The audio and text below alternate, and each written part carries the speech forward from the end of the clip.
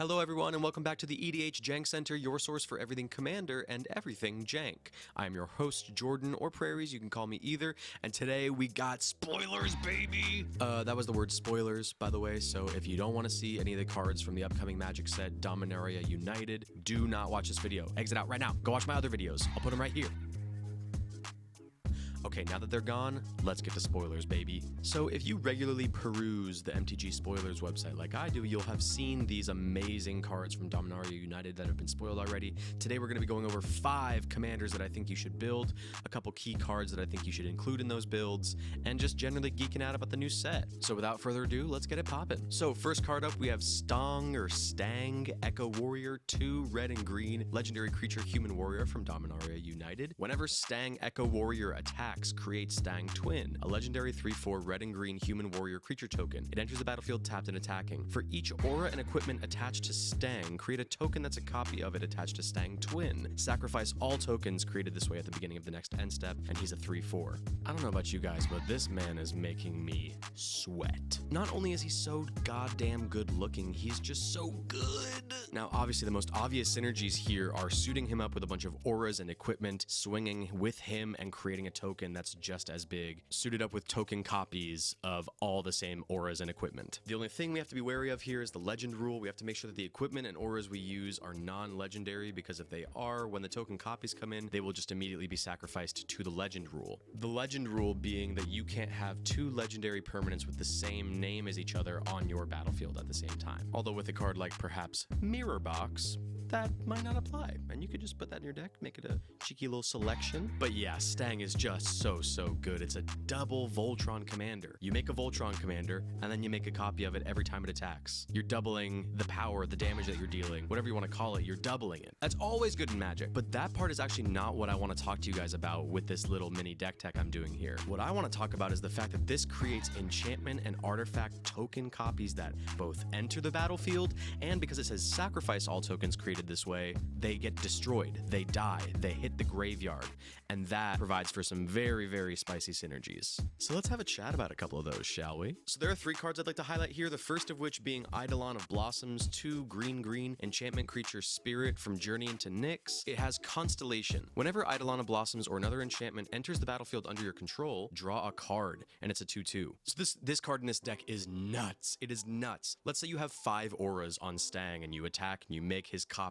that comes in with all the copies of those auras. You're drawing 5 cards every time Stang attacks. 5 cards! Oh, it's so good. Eidolon works great in almost any Enchantress build, and this weird double Voltron aura equipment commander is no exception. Alright, next card we have up is Reckless Fireweaver, 1 and a red creature human artificer from Kaladesh. Whenever an artifact enters the battlefield under your control, Reckless Fireweaver deals 1 damage to each opponent, and it's a 1/3. Now, I'd argue that artifacts are even better at entering the battlefield and leaving the battlefield than enchantments, and this is no exception. So, just like Eidolon of Blossoms, when we attack with Stang and he creates the token copy of himself, and that token brings in all the copies of the auras and equipment we've been putting on our original Stang, Reckless Fireweaver is going to deal 1 damage to each of our opponents every time that happens. So let's say we have 5 equipment attached to our original Stang. When he attacks, we make the copies. Reckless Fireweaver deals 5 damage to each of our opponents. We're essentially playing Group Slug while playing Voltron. And not to mention, this is just a great synergy with any equipment deck, so when we're playing our original equipment, it's going to trigger,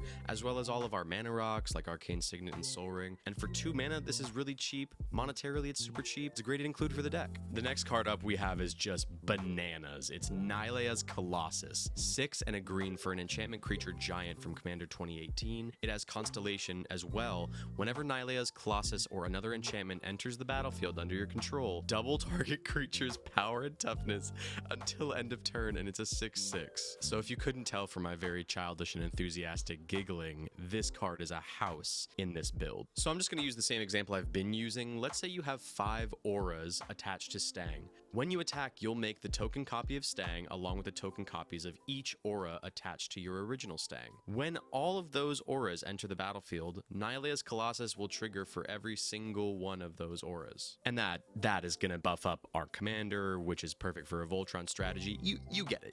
It's going to be big numbies. Our creatures are going to be doing huge numbies. Gosh, I feel like I get weirder and weirder with every video. You guys see more and more how weird I am.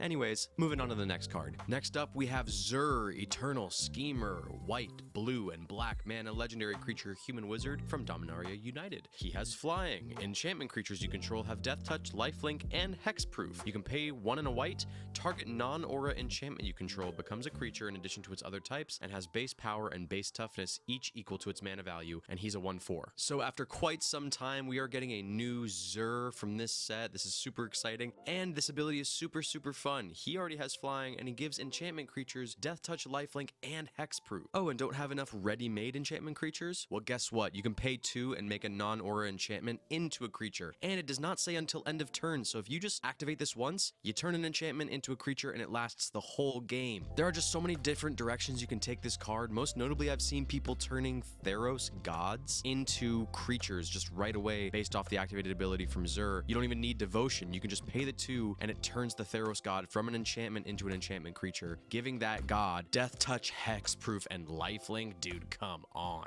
However, the Theros gods are pretty friggin' expensive, so I have another idea. This is the EDH Jank Center after all, and I do specialize in jank and weird stuff, so here we go. Zur allows us to protect our pillow fort enchantments like Ghostly Prison and Propaganda. So we play Ghostly Prison, we pay 2 more, we make it an enchantment creature, giving it death touch, lifelink, and hexproof. Now it's harder to target because it has hexproof, even harder for our opponents to attack us now, and all the while it's still at 3/3 with death touch, which is going to deter most people anyways. And so now from behind our big pillow fort, we can start buffing up Zur as a Voltron strategy, or we can start playing enchantments with beefier mana values like Grave Betrayal, making it a 7/7 death touch, lifelink, hexproofer, and start swinging out with that guy. All that to say, this new Zur seems really fun. I'm sure someone's gonna bust it wide open and make it super insane and powerful. But also, you get to make the omens from Theros into creatures. So there's stuff in here for the player with higher power in mind and the player with lower power in mind. This is a really fun card, and I'm really excited for this set to come out. All right, next up we got Raph, Weatherlight Stalwart, white and a blue legendary creature human wizard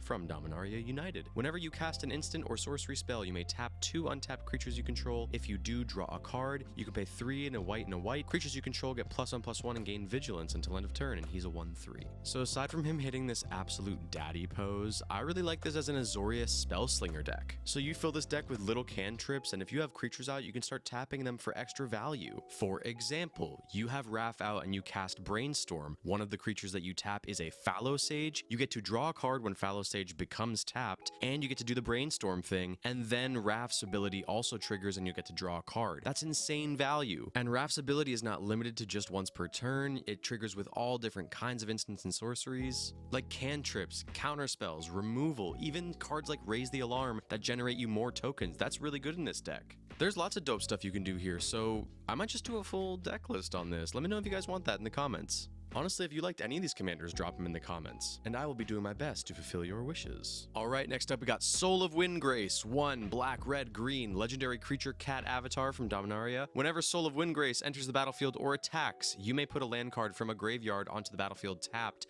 under your control. Pay a green, discard a land card, you gain 3 life. Pay 1 and a red, discard a land card, draw a card. Pay 2 and a black, discard a land card, Soul of Windgrace gains indestructible until end of turn, tap it. And he's a 5/4. I love this. I love this card. I love the artwork. This is beautiful. For 4 mana, you get a 5/4, so that's already incredible. When it enters or attacks, you can put a land card from a graveyard, folks. A graveyard, not just your own. You can steal opponents' lands from their graveyard if you can somehow get them in there and put them onto the battlefield under your control. And all those activated abilities are so nice with stuff like Remunap Excavator, and honestly this card's ability as well. You can just toss the lands into your graveyard, get the effects from Soul of Windgrace, and still be able to play them for turn. So let's say you're in a pinch, you pay 2, you discard a land card, and you draw a card with Soul of Windgrace's second ability. You haven't played a land yet this turn, so you attack with Soul of Windgrace, then you can play the land. Or with Remunap Excavator out, you can literally just play the land and not attack. You can save Soul of Windgrace from even going into combat. And with that last ability, he gives himself protection. This is just so solid. And combine that with all the landfall support we already have with your Avenger of Zendikars, etc., etc. This card is going to be busted wide open. I am so excited to see what people do with this. And I love having black stapled into a landfall commander. I know Lord Windgrace is a super popular landfall commander, but